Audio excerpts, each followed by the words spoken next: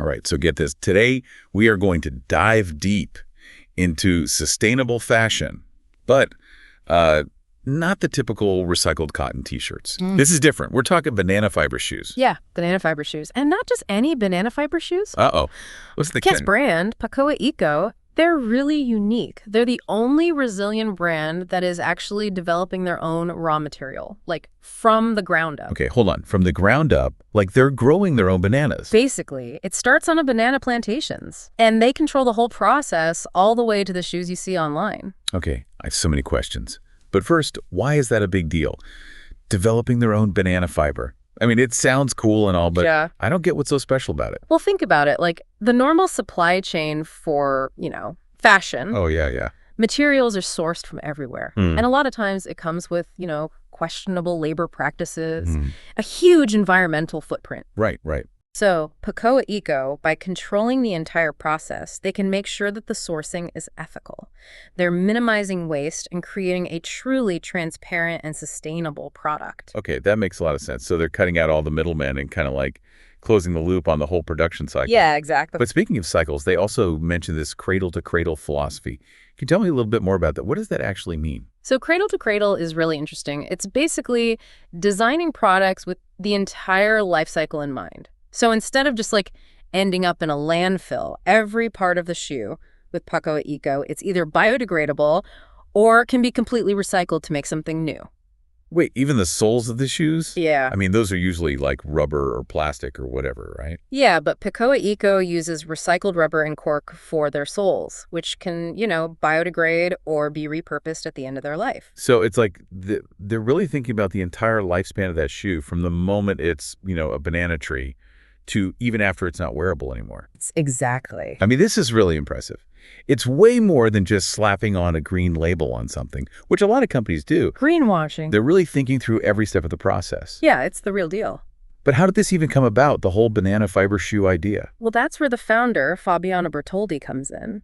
She has this incredible background in fashion, specializing in footwear. Oh, okay. But she always had this passion for using sustainable materials. So she wasn't just sitting around one day and suddenly was like, aha, banana fiber shoe. No, not at all. Okay. She actually spent years as a consultant. Oh, wow. Researching and experimenting with all these new materials for the footwear industry. Apparently, she was even involved in this, government-sponsored research project focused on sustainable raw materials. So I'm guessing that's where the banana remember connection comes in. It seems so, yeah. It seems like that's where she first kind of realized the potential of banana fiber, Yeah. It's super durable. It's a really versatile material. Oh, cool. But nobody was really using it in the fashion industry. Huh. So then did she have a light bulb moment or? Not exactly a light bulb moment. More like she saw this huge opportunity. Right. But it, wasn't a simple solution. Right. She actually had to convince the banana growers to start extracting the fiber from the trees. It wasn't even something that they did before that. So she's not just creating a sustainable product, but creating a whole new sustainable supply chain from scratch. That's amazing. It's really impressive, and it goes beyond just the environment. Oh, okay. By working directly with the farmers, she's giving them a new source of income, contributing to the economic well-being of the whole community. So it's not just eco-friendly, it's socially responsible too. Yeah. I love that. But I'm still curious about the shoes themselves. What do they look like? Are we talking I don't know, rustic sandals or something? No, not at all. From what I've seen on their Instagram, the shoes are stylish, they're well-crafted, very unique, very, handcrafted look. Handcrafted, though. Does that mean they can only make a limited number of shoes? How can they make enough shoes to reach a wider market? And that is actually a really great question, and it leads us to why XPacoa Eco is reaching out to X-Culture students. Oh, okay. What's the connection? They're at this really critical point in their journey. They know they've got this fantastic product, Yeah. a powerful story to tell, but they need help to figure out how to take it to the next level, how to grow. So they're looking for some fresh perspectives, some new ideas. Exactly. They need help with market analysis, understanding consumer segments, developing marketing strategies to reach a wider audience. Okay, so how to actually get these amazing shoes out there. Exactly. But it's not just marketing. They're also facing logistical challenges, Like what? like international shipping, navigating trade regulations. Yeah, that can get complicated fast. It really can. And that's where X-Culture students come in. They can bring so much to the table. So we have this really inspiring brand, a unique product, a mission to like change the fashion industry. But how do they actually plan to do that? What kind of roadblocks are they facing as they try to scale up and go global? Well, that's what we're going to dive into next. Okay, buckle up, everybody. Things are about to get interesting. It's interesting. One of the biggest things XPacoa Eco is facing is that they're trying to scale up while staying true to their core values. Right. They don't want to become just another mass-produced shoe company. But how do they do that? I mean, how do you keep that handcrafted quality when you're trying to reach a global market? Isn't that kind of a contradiction? Yeah, it's a challenge for sure. And it's one of the main areas where they're hoping X-Culture students can help out, Yeah. They're looking for some creative solutions to streamline their production process, but without, compromising the quality. So it's like finding a balance between that traditional craftsmanship and like modern efficiency. Exactly. And that's only one part of it. There's also logistics to think about. How do they get these shoes from Brazil to customers, all over the world? And how do they do it in a way that makes sense cost-wise? Yeah, international shipping can be a real pain, especially for a small company. I mean, they're selling directly to customers right now through their website and Instagram. Is that even realistic as they try to reach new markets? That's another thing they're trying to figure out. Direct-to-consumer can work really well when you have a small customer base that's localized. But as you grow, you have to start thinking about warehousing, distribution networks, maybe even partnering with retailers in different countries. Yeah, so maybe instead of shipping each pair of shoes individually from Brazil, they could set up distribution hubs in different parts of the world. That's one option for sure. Or they could work with existing fulfillment centers that, specialize in international logistics. There are a lot of different ways to approach it, but they have to really think about the costs and the benefits of each one. And then there's all the red tape, right? Like trade regulations and tariffs and all that. Oh, absolutely. Every country has their own set of rules, and it can be a real headache trying to keep up with all of them. Yeah, I bet that can be a major roadblock for a small company trying to, break into new markets. It definitely can. And this is another area where X-Culture students could really make a difference. They could help XPacoa Eco research those different markets, figure out what the barriers to entry are, maybe even connect them with, experts in those countries who can help them navigate the process. So we've got these production challenges, logistical headaches, and a whole bunch of international regulations to deal with. It sounds like a lot. It is a lot, but it's not just about overcoming obstacles. It's also about taking advantage of opportunities. XPacoa Eco has this amazing story, and they need to figure out how to tell it to the right people. So you're talking about marketing and branding, right? I mean, they've done a good job with Instagram, but can they really reach a global audience that way? That's a good question. It might not be enough. Maybe they need to try different social media platforms, or work with influencers, or even think about traditional advertising. Yeah, and they'll need to figure out how to adapt their message for different cultures and languages, right? What works in Brazil might not work in, I don't know, France or Japan or somewhere else. Exactly. That's why market research is so important. They need to really understand the nuances, the preferences, and who their competitors are in each market. So it's not just about translating the website. It's about creating a brand message that really connects with those specific audiences. Exactly. And that's something else X-Culture students could help with. They could help them analyze those different markets, identify trends, and come up with some targeted campaigns that will resonate with those customers. I can see so much potential for creativity and innovation here. I'm really excited to see what the X-Culture students come up with. Me too. But beyond all the strategic stuff, there's also a lot of practical stuff to consider. How are they going to manage their inventory as they grow? How will they handle customer service, across all those time zones and languages?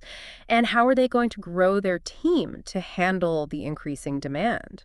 Those are all great questions. It seems like they're not just building a brand. They're building a whole new business infrastructure. Yeah, that's a good way to put it. It's a massive undertaking, but it's also super exciting. So we've talked about production, logistics, branding, but there's one more thing we haven't touched on yet. Pricing. How do they decide what to charge for their shoes in different markets? That's a critical question. They need to figure out how to cover their costs, stay competitive, and still appeal to their target audience all at the same time. And then you have to factor in like exchange rates and currency fluctuations, right? Especially if they're setting prices in a different currency than the Brazilian real. For sure. And they can't forget about things like local purchasing power, what customers are used to paying, and what their competitors are charging. So they can't just tack on a huge markup to cover the cost of international shipping and expect people to buy it. Definitely not. They need to be a lot more strategic about it. Maybe they'll have different pricing models for different markets, or try things like pre-orders or bulk discounts to encourage bigger purchases. So many factors to juggle. It seems like every part of their business model needs to be looked at again as they expand internationally. Yeah, it's daunting, but it's also a huge opportunity for growth and innovation. And that's exactly why XPacoa Eco is reaching out to X-Culture students. They really value fresh ideas, diverse experiences, and creative problem solving. So what are some of the specific questions they're asking the students to tackle? What are the areas where they're hoping to get some new insights? Well, let's get into that now. They actually have a pretty detailed list of challenges and opportunities, and it covers pretty much everything: market analysis, branding, supply chain management, financial forecasting, you name it. This is going to be interesting. Let's take a closer look at those questions and see what kind of solutions we can come up with. All right, so we've talked a lot about XPacoa Eco and what they've done so far. I mean, starting with their origin story to, the stuff they're facing as they're growing their business internationally. But I want to hear more about what exactly they need help with from X-Culture students. What are the big questions that they need help figuring out? Well, they've got a pretty long list of challenges they're facing, and they're really looking for, fresh ideas, creative solutions for a bunch of different things. Okay, well, let's break it down then. Where do we even begin? I think a good place to start is market analysis. They really need to figure out which new markets make the most sense for their product. Right, because what works in, Brazil, like we were saying, might not work in Scandinavia, Southeast Asia. Who knows? Exactly, yeah. They need to know about those consumer preferences, the cultural differences, and of course, who the competition is in each market. So X-Culture students could, help them do market research, analyze trends, find the right demographics, people who are into what XPacoa Eco is all about. Yeah, exactly. And once they have a better idea of who they're targeting in these markets, they need to develop ways to reach those people. How do they, get the attention of those eco-conscious shoppers who are looking for unique, ethical products? That's the big question, right? Instagram has worked for them, yeah, but is that really enough when you're talking about going global? That's what they need to find out. They might have to branch out to different social media platforms, maybe try influencer marketing, or even look at more traditional advertising. Yeah. And like we talked about, they'll have to make sure their message works in different cultures and languages. It's not just about, translating a website. It's about telling a brand story that really connects with those specific people. Right. And that brings us to, their story. XPacoa Eco has a really powerful story to tell, but how do they turn that into a brand identity that people all over the world will connect with? So they're looking for help with brand strategy and figuring out their message and what their visuals look like. Exactly. They want to create a brand that is, immediately recognizable, that people remember, and something that's true to what they believe in. Okay, so we've got market analysis, how to promote the brand, branding. What else is on their list? Well, there are also some big logistical challenges as they start selling in other countries. They need to figure out the most efficient and cost-effective way to get their shoes from Brazil to people all over the world. Yeah, like we said earlier, international shipping is a real pain, especially for a small company. And they need to find solutions that are, reliable but also sustainable, right? Exactly. They're looking at setting up distribution hubs, partnering with fulfillment centers, and even changing the way they package things to reduce shipping costs and their environmental impact. And of course, they have to deal with all the different trade regulations, import tariffs, customs stuff. That's definitely something X-Culture students can help with. They can, research those regulations for each market, see if there are any roadblocks, and come up with ways to make sure XPacoa Eco is following the rules. It just seems like there's so much to think about. There is, but then there's also the operations side of things. As they make more shoes, they need to make their production process smoother, manage their inventory, and make sure they can keep up with the demand. Yeah, and remember, they're trying to stick with their artisan model even as they get bigger. That's going to take some serious creativity. Absolutely. It's about finding that balance between doing things the traditional way and being efficient. So it's not just about, like, pumping out shoes as fast as possible. It's about doing it the right way, ethically and sustainably. That's what makes Pacoa Eco so cool. They're not just trying to make money, they're trying to start a movement. It's pretty amazing to think that a small company in Brazil making shoes out of, banana fiber can actually have a big impact on the world. Yeah, it shows the power of, innovation, creativity, and actually caring about sustainability. I have to say, this deep dive into Pacoa Eco has been really inspiring. Their story and their mission are amazing. I totally agree. And I'm excited to see what solutions the X-Culture students come up with to help them reach their goals. This is a real chance for students to make a difference.